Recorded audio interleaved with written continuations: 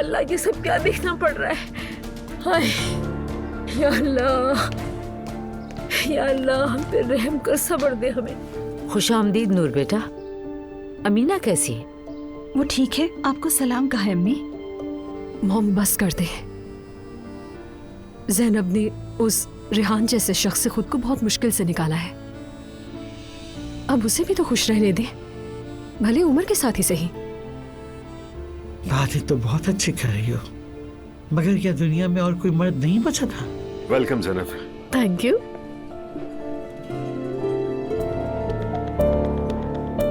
वाह वाह ज़ैनब साहिबा,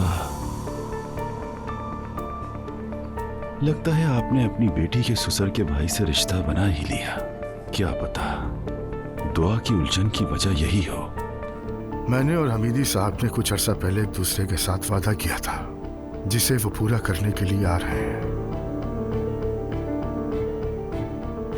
वो नूर का रिश्ता मांगने आ रहे हैं। शादी नहीं करना चाह रही बाबा।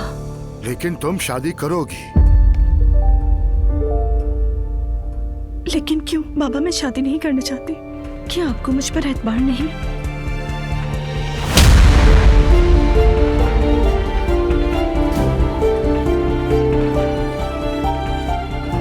जाओ और अपने कमरे में जाकर तैयार हो जाओ और आने वाले मेहमानों के सामने इस शक्ल में मत आना। दफा हो जाओ सामने से।